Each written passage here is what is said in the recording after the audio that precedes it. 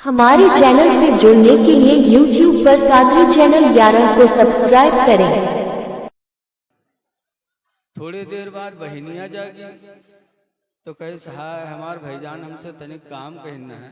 हम नहीं किया, हमरे भाई पर कत्ती तकलीफ भी थी। वह बहनिया उठी, खूंटी से पैजामा उठाए सो 4 अंगुल काट के उसी के टांग दिए। सुबह हुए से पहले बिटियावा जाग गए तो वो सोचिस कि हाय हमार अब्बा थोड़ा काम कहना हम नहीं सुने, हमरे अब्बा का कत्ता ठेस लगा हुई। तो वहां गए, उठाई खूंटी से पैजामा और 4 अंगुल काट के सी के टांग दी। जब सुबह भय तो नवाब साहब की बीवी कहते पैजामा सी दिया है, जाओ पहन लो। बड़े खुशी से बेचारे जल्दी जल्दी नहाए और गए, खूंटी से पैजामा उठाई। जब पहनी तो पैजामा का हुआ नेकर हुआ। तो नवाब साहब अपन खुपड़ी पीटे लगे, कहीं हाय अल्लाह यूं का हुई। ऐ लोगों, एक कपड़े को कतरा गया, पैजामा को कतरा गया तो पैजामा की हकीकत चली गई। और कुरान और हदीस को कतरोगे तो ईमान कहाँ रह जाएगा। वालेकुम अस्सलाम व रहमतुल्लाहि व बरकातुहू। अल्हम्दुलिल्लाह अल्हम्दुलिल्लाह नहमदुहु व नस्तईनुहु व नस्तगफिरुहु व नुमिनु बिहि व नतवक्कलु अलैहि व नऊज़ु बिल्लाहि मिन शुरूरि अनफुसिना व मिन सय्यिआति अअमालिना। मन यहदिल्लाहु फला मुदिल्ल लहु वमन युद्लिलहु फला हादिय लहु वनशहदु अन ला इलाहा इल्लल्लाह वहदहु ला शरीक लहु वअशहदु अन्न सय्यदना व मौलाना मुहम्मदन अब्दुहु व रसूलुहु सल्लल्लाहु तआला अलैहि वसल्लम। अम्मा बाद फ़अऊज़ु बिल्लाहि मिनश शैतानिर रजीम। बिस्मिल्लाहिर रहमानिर रहीम। वला तमूतुन्न इल्ला व अंतुम मुस्लिमून। आमन्तु बिल्लाहि सदक़ल्लाहुल अलियुल अज़ीम। दरूद शरीफ पढ़िए। अल्लाहुम्मा सल्लि अला सय्यिदिना शफ़ीना हबीबना नबीना मौलाना मुहम्मदिन बारिक वसल्लम सल्लल्लाहु अलैहि या रसूलल्लाह सल्लल्लाहु तआला अलैहि वसल्लम। हज़रात, अभी आपके सामने कारी मोहम्मद असलम साहब इस तरह बोल रहे थे कि हम सोच रहे थे जब इतना अच्छा ही खुद बोल लेते हैं तो हम लोगों को क्यों बुलाए। अल्लाह ताला इनको और बोलने में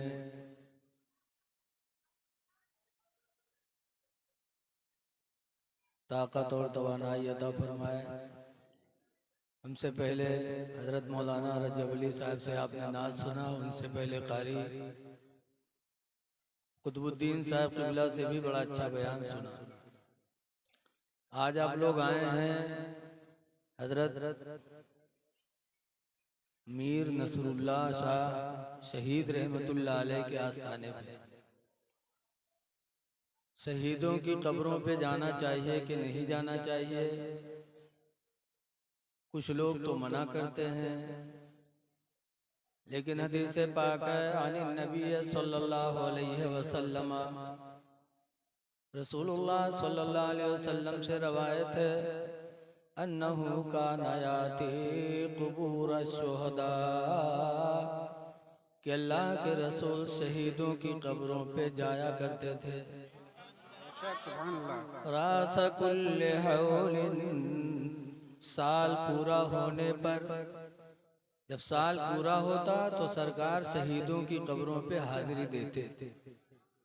ऐ सुन्नियों, खुश नसीब हो कि आज तुम लोग भी हम लोग भी एक शहीद की कब्र पे हाजिरी देने का शरफ हासिल कर रहे हैं। लेकिन कुछ लोग मना करते और पढ़ते क्या है, वो भी सरकार की हदीस सुनाते हैं, लेकिन वो आधी हदीस सुनाते हैं। कहते हैं हदीस पाक है, अब्दुल्लाह इब्न मसूद क़ाला क़ाला रसूलुल्लाह, अब्दुल्लाह बिन मसूद से रवायत है, फरमाते अल्लाह के रसूल ने इरशाद फरमाया, इको बंद कर देना भैया, माइक बहुत अच्छा बोलता है, इको बंद कर दो। हजरत अब्दुल्लाह बिन मसूद कहते हैं कि हुजूर ने इरशाद फरमाया, कुन्तु नहीतुकुम अन ज़ियारतिल क़ुबूर, मैं तुमको कब्रों की ज़ियारत से मना करता हूँ। तर्जमा भी वहाँ भी गलत करते, इतने बताएंगे कि हदीस में कुन्तु नहीतुकुम अन ज़ियारतिल क़ुबूर, मैं तुमको कब्रों की ज़ियारत से मना करता हूँ, लेकिन तर्जमा भी गलत और अधूरी हदीस पेश करते। तर्जमा इसका यह है कि मैं तुमको कब्रों की ज़ियारत से मना करता था, लाकिन फज़ूरूहा, लेकिन अब तुम कब्रों की ज़ियारत किया करो।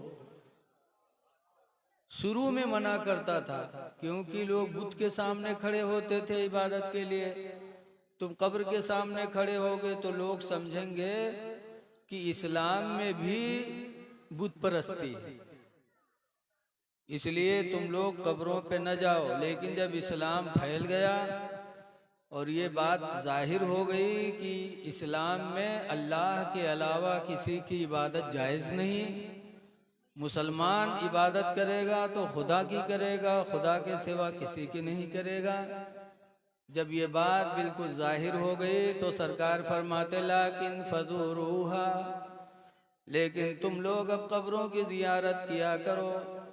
कब्रों की ज़ियारत से फ़ायदा क्या है?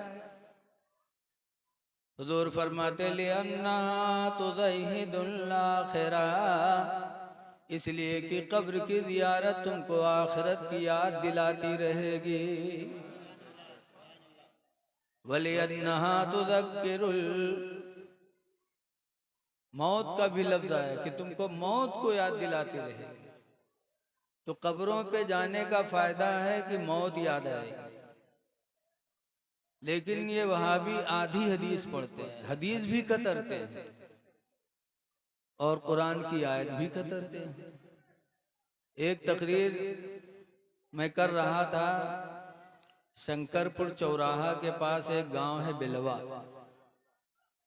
मैंने बयान किया कि एक हाजी क़यामत के दिन खुद तो जन्नत में जाएगा, लेकिन 400 लोगों की शफाअत करा के साथ में लेके जाएगा। अल्लाह हाजी को मकाम अता फरमाएगा।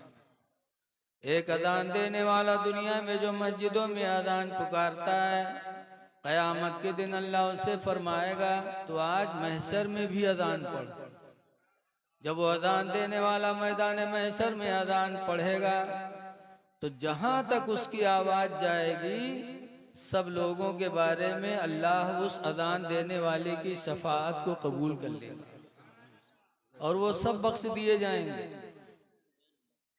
तो जब अजान देने वाला शफाअत कराएगा, हाजी शफाअत कराएगा, और हाफिज़ कुरान के बारे में भी है,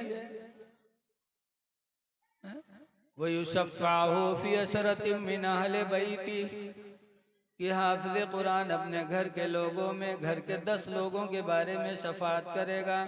कुल्लुहुम क़द वजबत लहुमुन नार, वो 10 ऐसे होंगे जिनके लिए जहन्नम वाजिब हो चुकी होगी। एक हाफिज़ कुरान उनकी शफाअत कराएगा। तो जब ये सब कराएंगे तो जो नबियों के नबी हैं, रसूलों के रसूल हैं, वो क्यों नहीं शफाअत कराएंगे? तो एक साहब मजमा में खड़े हो गए, कहें कहा मौलाना शफाअत शफाअत बक्कत हो, कुरान में तो लिखा है मंजल लजी अस्बो। हम कहा मंजल लजी अस्बो? कहीं हाँ। हम कहें कहा मतलब? कहें कोई कोई के शफाअत न करे। तो हमने कहा और आगे पढ़ो। तो कहते हैं हम वहाँ हाफिज थोड़ो जो तुमका पूरा कुरान सुने। हम कहें हाँ, तुमको बहकाने के लिए आधी बात ही याद कराई गई है, अगर पूरी आयत बता देते तो तुम गुमराह न होते। मेरे भैया बैठ जाओ, मेरे लाल इधर बैठ जाओ, इधर आ जाओ, बैठ जाओ, सुकून से सुन लो, हो सकता है अल्लाह ताला कोई बात दिल में डाल दे। हैं? ये हमारे हजरत शहीद रहमतुल्लाह अलैह आपको देख रहे हैं, ये दिलों को भी देख रहे हैं। तो हमने कहा पूरी आयत तुमको याद नहीं कराएगी। पूरी आयत अल्लाह फरमाता मंदल्लज़ी यशफ़उ इंदहु, कौन है जो खुदा के नजदीक किसी की शफाअत करे, यानी कोई नहीं कर पाएगा, इल्ला बिइज़्निही, मगर खुदा की इजाजत से। खुदा जिसको इजाजत देगा वो शफाअत कराएगा। तो खुदा किसको इजाजत देगा? जो अल्लाह के नजदीक सबसे अच्छा होगा उसी को तो इजाजत देगा। और सबसे अच्छे हमारे तुम्हारे पैगंबर हैं। तो ये आयतों को कतरते हैं। ऐसे ही जगह तकरीर कर रहा था नमाज के बारे में, नमाज पढ़ो नमाज पढ़ो, तो एक साहब खड़े हुए कहीं, कहा मौलाना साहब नमाज नमाज बक्कत हो, कुरान में तो लिखा या अय्युहल्लज़ीना आमनू ला तक़रबुस सलाह, ऐ ईमान वालो नमाज के करीब न जाओ, है कुरान में। मौलाना नमाज नमाज बक्कत हो, कुरान में तो लिखा है कि नमाज के करीब भी न जाओ। तो हमने कहा भैया और आगे क्या लिखा है, पूरी बात सुना करो। कहा पूरी बात क्या है? अल्लाह ताला ने नमाज के करीब जाने से मना किया, कब? आगे अल्लाह फरमाता है वअंतुम सुकारा, दरहा लेके तुम नशा में हो। नशा में हो तो नमाज के किनारे न जाओ, वरना नशेड़ी का बक्कत है। देखे हुए कौन कोई अल्लाह जाने का मुंह से निकाला कर। तो इस्लाम ने मना कर दिया कि अगर गलती से तुम नशे में हो गए हो तो नमाज के किनारे न जाओ, वरना खुदा जाने क्या तुम बक्कोगे। तो ये वहाबी आयतों को भी कतरते हैं, हदीसों को भी कतरते हैं। अच्छा दुनिया में कोई सामान कतरो तो सामाने रह जाए। एक नवाब साहब रहे, उनके ससुराल से दावत है, तो पैजामा रहे गड़बड़, तो सोचे नवा पैजामा बनवाए लिए। तो चले गए, पैजामा के कपड़ा लाए और दर्जी के पास गए सियावे। दर्जी बहुत ईमानदार रहे, जत्ता कपड़ा पे सबके पैजामा बनाए दिए। अब जब नवाब साहब पैजामा लेके आए और पहने तो उनके पंजा वंजा सब गायब। तो नवाब साहब को बड़ा अफसोस हुआ, लाए बीवी से कहने लगे, बीवी तुम्हारे मैके से दावत आई है, पैजामा का कपड़ा लाया था, दर्जे ने लंबा कर दिया, जरा 4 अंगुल काट के उसको सी दो। तो 65 साल की बुढ़िया खुर्राए, गाल छुहारा में, मुँह में दांत नहीं, पेटे मात नहीं, नवाब पर खुर्राए पड़ी। रखो उधर पैजामा, तुमका पैजामे पड़ी है, घर के काम करेंगे तुम्हारा पैजामा देखे। तो बेचारे पैजामा लेके पतोइया के पास गए। वो 14 सद्दिक पतोइया कहाँ सुने वाली, वहाँ हड़काए दी। तो अपने बहनिया के पास गए, बहनिया से कहें तो वह डांट दी। बिटियावत ही गए तो वो कह दी सबका दिमाग खराब है, कल न हो फिर दर्जी थी ले जाए। नवाब साहब बेचारे मजबूर हो गए, खूंटी पर पैजामा टांग दी। शाम भे खाना खाए, रात में लेटे, जब सब कोई सोए गए तो थोड़ी देर बाद उनकी बीवी जागी। तो सोचे साहे हमारा आदमी हमसे पैजामा 4 अंगुल काट के सिए कहे सो हम नहीं सुने, हमरे आदमी कत्ती तकलीफ है। तो जब आंखें खुली तो उठी गए, पैजामा खूंटे से उठाए सो 4 अंगुल काट के सी के टांग दी। थोड़ी देर बाद पतोहिवा जागी तो कही हाँ हमारे ससुर हमसे थोड़ा काम कहना है। हम इनकार कर दिए, हमरे ससुर का कत्ती तकलीफ है। वह पतोहिवा उठे गए, खूंटे से पैजामा उठाए और 4 अंगुल काट के सी के टांग दिए। थोड़ी देर बाद बहनिया जागी तो कहे हाँ हमारे भाईजान हमसे तनिक काम कहना है, हम नहीं किया, हमरे भाई पर कत्ती तकलीफ भी थी। वह बहनिया उठी, खूंटी से पैजामा उठाए सो 4 अंगुल काट के उसी के टांग दिए। सुबह होए से पहले बिटियावा जाग गए। तो वो सोचिस कि हाय हमार अब्बा थोड़ा काम के हम नहीं सुने, हमरे अब्बा का कत्ता ठेस लगा हुई। तो वहाँ गए, उठाइस खूंटी से पैजामा और 4 अंगुल काट के सीके टांग दी। जब सुबह भय तो नवाब साहब की बीवी कहते पैजामा सीधी है, जाओ पहन ले।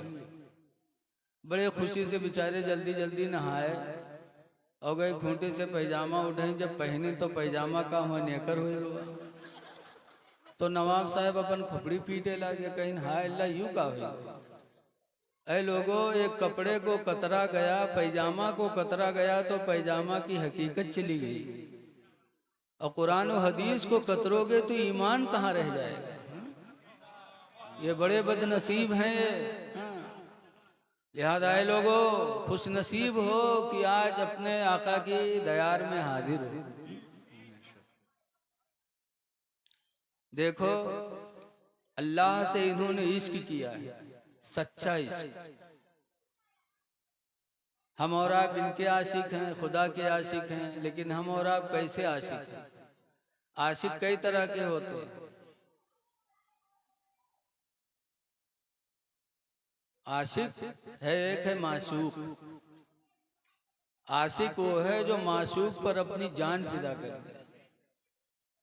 लैला मजनू की कहानी सुनी होगी। एक लैला रहा, उनके एक दीवाने बने जिनका नाम बना मजनू। एक दिन लैला के दरवाजे पर बहुत भीड़ लगी। नहीं, लैला ने एक दिन अपने मजनू के लिए थाल में लड्डू बना के भेजा। एक लड़की से कहा, ले जाओ बाहर मेरा मजनू है, उसको लड्डू दे दो।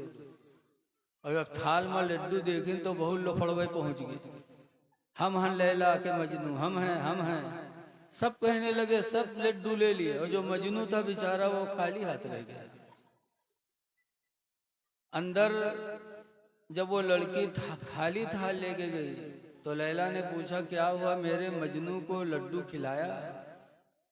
कहा, लैला तेरे एक मजनू नहीं है, हजारों मजनू है दरवाजे पर, सबने लूट लिया। लैला कहती, हाय अफसोस, मेरे मजनू को मेरा लड्डू नहीं मिला। कहा, तेरे एक मजनू नहीं, हजारों मजनू सब दरवाजे पर खड़े हैं। लैला ने कहा, अच्छा। तो लैला ने एक थाल दिया और एक थाल में छोटा सा थाल दिया, उसमें एक चाकू रखा, छुरी ऊपर से ढक दिया। जब फिर वो लड़की आई तो लफड़वे फिर पहुंच गई, जानिन की अब कुछ और आवा हुई। जब खोला तो देखा उसमें छुरी और प्लेट। लड़की ने कहा, लैला ने कहा है कि जाके मेरे मजनू से कह दो कि लैला ने तुम्हारे बदन का गोश्त मांगा, तुम्हारे बदन की बोटी मांगी। जब वो सुनिन तो जो लफड़वे रहे, कोनो टोपी खजवावे लागे, चल दीन वहां, कोनो बगल खजवावे लागे वहां, चल दीन, कोनो तहमत बांधे लागे। धीरे धीरे सब गायब, यक्को नहीं। तो जो हकीकत में मजनू था वो खड़ा था। जब सब चले गए तब मजनू ने कहा, ला मेरी लैला ने क्या कहा है? कहे, छुरी दिया है, प्लेट दिया है, आपके बदन की बोटी मांगी। कहा, लाओ, मैं अपनी लैला को अपने बदन की बोटी दूंगा। लिया चाकू, फिर कहा, जाके मेरे लैला से ये तो पूछ लो कि मेरे बदन की बोटी उसको चाहिए तो बदन के किस हिस्से की चाहिए। मैं पता नहीं किस हिस्से से दे दूं, मेरी लैला को बोटी पसंद ना हो। गोश्त तो लोगन के अलग अलग पसंद होते, बोलो। कोई रान पसंद किए है, कोई सीना पसंद करत है, कोई गर्दन पसंद करत है। मजनू ने कहा, जाके पूछ आओ मेरे लैला को मेरे बदन की कौन सी बोटी चाहिए। जब लड़की गई पूछा तब लैला ने कहा, हकीकत में मेरा आशिक वही है, हकीकत में मेरा आशिक।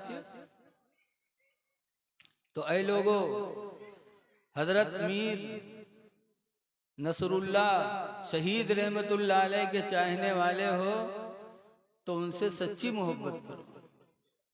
मदार भी है, मस्जिद भी है, फातिहा भी पढ़ो और खुदा की बारगाह में सर भी झुकाओ जाके मस्जिद। सरकार गाजी के यहाँ मज़ार भी है, मस्जिद भी है। इधर अल्लाह वालों से मोहब्बत करो, उधर अल्लाह की बारगाह में सर सजदे में रख दो। अल्लाह कुरान में फरमाता वला तमूतुन्ना इल्ला व अंतुम मुस्लिमून, हरगिज हरगिज तुम न मरो मगर मुसलमान बन के मरो। मौत आए तो मुसलमान की हालत में मौत आ जाए। लेकिन आज हमारा हाल कैसा है? आज अगर हम मर जाएं तो पता भी नहीं कि हम मुस्लिम हैं कि गैर मुस्लिम हैं। न मरो मगर मुसलमान बन के मरो। मुसलमान के लिए सबसे पहली चीज क्या है? आज बदलाव क्यों नहीं होता हम लोगों में? आए हो अभी तकरीर सुनोगे, लेकिन हम में तुम्हें कोई बदलाव नहीं होगा। उसकी वजह क्या है? आपने कभी गौर किया? एक मर्तबा में 4-5 साल हुआ, कानपुर गया था जुलाई में एक मदरसे के दस्तारबंदी के जलसे में। तो जैसे मैंने खुतबा पढ़ा, दरूद शरीफ पढ़वाया, तकरीर शुरू करने जा रहा था कि एक पत्रकार खड़े हो गए। उन्होंने कहा मौलाना तकरीर बाद में करना, पहले मेरे एक सवाल का जवाब दो। तो हम हड़बड़ाने सोचन अल्लाह जाने का पूछ ले, भाई सब चीज़ मालूम थोड़ी है। हमने कहा बताओ भाई। तो उन्होंने कहा मौलाना आज से 40 साल पहले जलसे कम होते थे, यक्का दुक्का कहीं जलसे होते थे, मदरसे भी बहुत कम थे 40 साल पहले, आलिम भी बहुत कम थे, तब बुराइयां कम थी, तब बुराइयां कम थी। अब जलसे बहुत हो गए, मदरसे भी बहुत खुल गए, मौलाना भी बहुत हो गए, तो अब तो बुराइयों को और कम होना चाहिए, लेकिन बुराइयां बढ़ ही गई, बढ़ ही रही हैं। इसकी वजह क्या है? फिर आप तकरीर करिए, बताइए। तो हमने कहा इसकी वजह तो मेरे नबी ने 1400 साल पहले ही बता दिया था। कोई चीज मेरे नबी ने छोड़ा नहीं। हदीस पाक में अनस क़ाला क़ाला रसूलुल्लाह सल्लल्लाहु अलैहि वसल्लम, हजरत अनस से रवायत है, फरमाते अल्लाह के रसूल ने इरशाद फरमाया याते अलन्नास ज़मानुन, हुजूर फरमाते हैं लोगों पर एक ज़माना ऐसा आएगा। कैसा ज़माना आएगा? ला युबालिल मरो, इंसान सोचेगा नहीं, मा अखज़ मिन्हु, जिस चीज़ को हाथ में लेगा, अमिनल हलाल अमिनल हराम, कि जो मैंने लिया है ये हलाल है मेरे लिए या हराम है। हुजूर फरमाते एक ज़माना ऐसा आएगा कि इंसान की सोच ख़त्म हो जाएगी, जो भी हाथ में पाएगा हलाल और हराम नहीं सोचेगा बल्कि खा लेगा।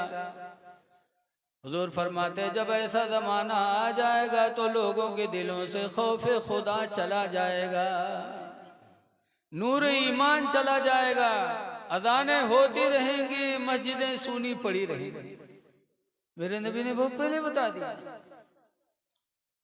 रोजी जब हलाल होगी तब खौफ खुदा दिल में पैदा होगा। सहाबा की रोजी हलाल थी। एक सहाबी थे जिनका नाम है अबू दुजाना। हजरत अबू दुजाना हुजूर के पीछे मस्जिद नबवी में नमाज पढ़ते थे।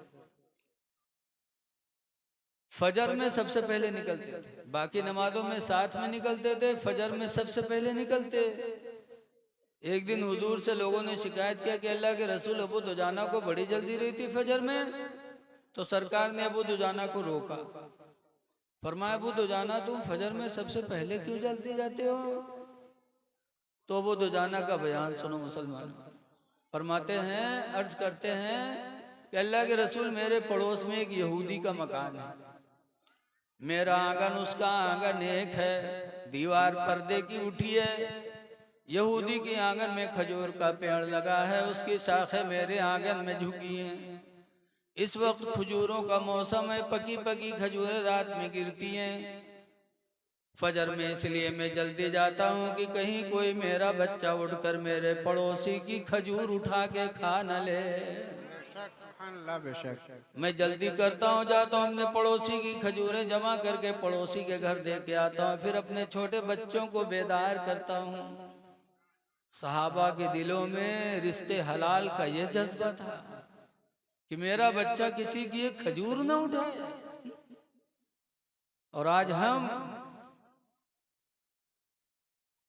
मूंगफली ले हैं, कहे का भाव है, कहे 10 रुपये 100 ग्राम, कहे 100 ग्राम तौल, वो हर तौलत है, 2-4 ठोरी हर तोड़ दे।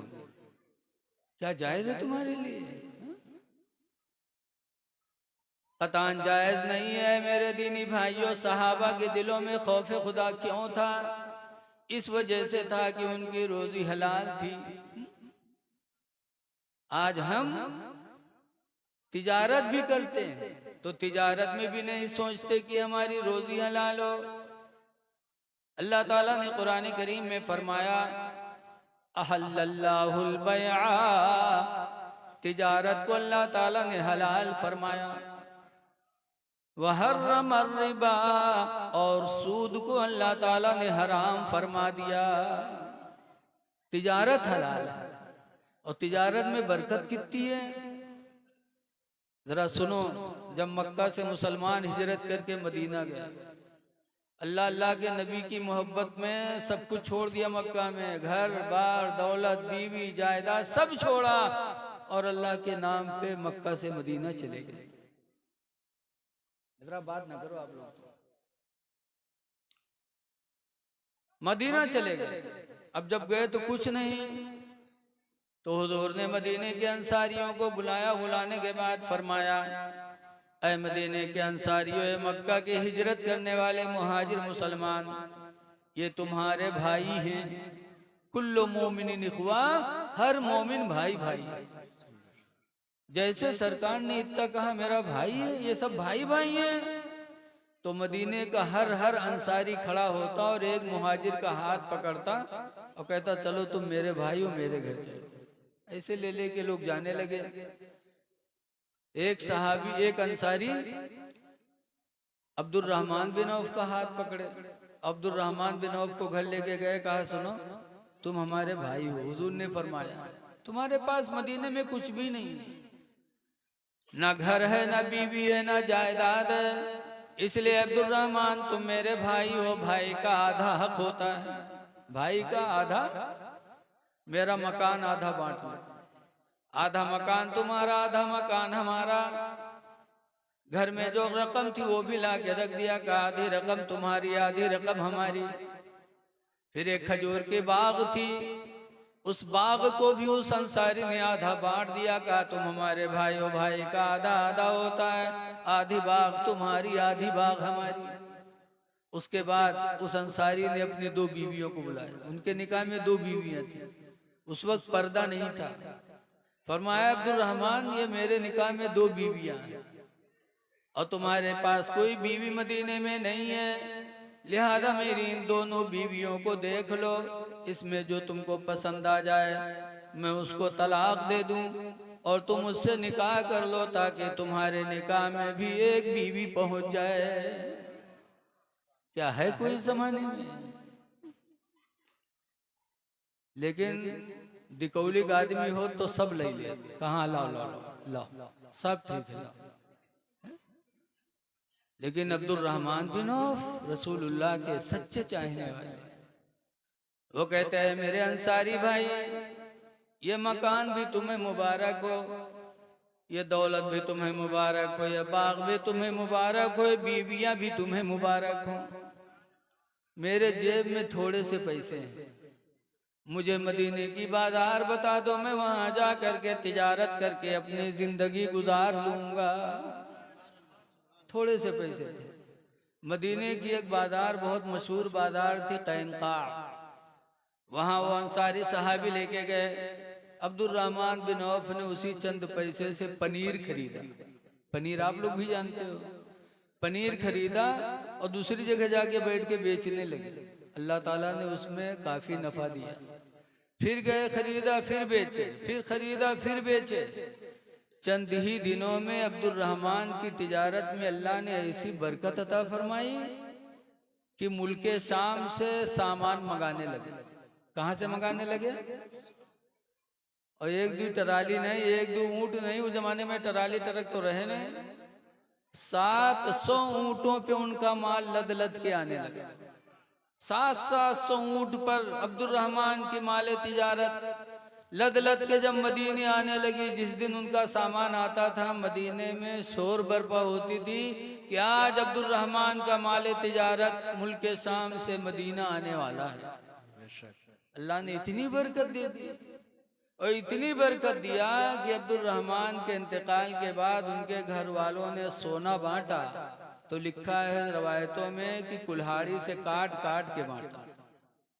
अल्लाह ने तिजारत में कितनी बरकत रखी है।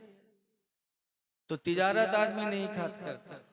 हर रमर रिबा, अल्लाह ताला ने सूद को हराम फरमा दिया। कुरान की नस्से कतई से साफ साफ इसके हराम होने में किसी मुसलमान को शक ही नहीं। ऐ लोगों, रोजी हलाल खाओ तो इंशाअल्लाह दिल में खुदा का डर पैदा होगा, दिल तुम्हारा नर्म रहेगा, तुम्हारे मुंह से गलत बोलियां नहीं निकलेंगी। सूद, बसरा एक शहर है मुल्क इराक में, वहां एक साहब रहते थे हबीब, वो सब सूद पर माल बांटे रहे। जिका 10,000 दे देते रहे तो 10,000 में से नहीं मांगत रहे, सुदवे वाला वसूला करत रहे, ऊपर वाला दे दो असल का रहे। ऐसे ही ऐसे ही ले लेके जिंदगी गुजरती थी। एक दिन फकीर आया दरवाजे पे मांगने के लिए, तो हबीब ने उससे कहा, सुन, तू मांगने आया है, मैं तुझे दे दूंगा तो तू रहेगा फकीर का फकीर ही, तू मालदार नहीं बनेगा। और अगर मैं तुझ जैसे फकीरों को बांटने लगूंगा तो एक दिन तेरी ही तरह मैं भी फकीर हो जाऊंगा। इसलिए तुम जाओ, तुमको मेरे दरवाजे पे कुछ मिलने वाला नहीं। भगा दिया। शाम को खाना बना, जब बीवी खाना निकालने के लिए बैठी तो देखा कि सारी पतीली खून से भरा हुआ, सारा खाना खून हो गया। बीवी चिल्लाई, कहा तुमने क्या किया? उस फकीर को भगाया था, अल्लाह नाराज हो गया, सारा खाना पतीली का खून से बदल गया। हबीब अजमी कहते हैं कोई बात नहीं, फेंको, दूसरा खाना बनाओ। दूसरा बनाया गया तो वो भी वैसे हो गया। हबीब ने कहा शायद मेरे नसीब से रोजी जा चुकी। बीवी ने कहा तुमने गलत किया, उस फकीर को दरवाजे से भगाया तो अल्लाह ताला नाराज हो गया। तो उस फकीर की तलाश में हबीब अजमी निकले। हबीब निकले कि ला उसको तलाश करके उससे माफी मांगू, खिलाऊं पिलाऊं। तो जब तलाश करने के लिए निकले तो जो बसरा के बच्चे खेल रहे थे, उन लोगों ने जब हबीब को देखा तो चिल्लाए, कहा भागो भागो भागो भागो, वो सूदखोर आ रहा है, सूदखोर आ रहा है, भाग लो, कहीं उसका साया हम पर न पड़ जाए कि उसकी वजह से अल्लाह हमें भी जहन्नम में न भेज दे। बसरा के बच्चे भगे उससे। तब हबीब को बड़ा धक्का लगा, अरे हम इतने बदनसीब हो गए कि हमारे शहर के बच्चे हमसे नफरत कर रहे हैं। दिल में धक्का लगा, वहीं से इरादा बनाया, अब जा रहा हूं बसरा के बुजुर्ग हसन बसरी की बारगाह में और तौबा कर लूं ताकि ये मेरी रुसवाई और मेरे नसीब से रोजी जो जा चुकी है वो मुझे वापस आ जाए।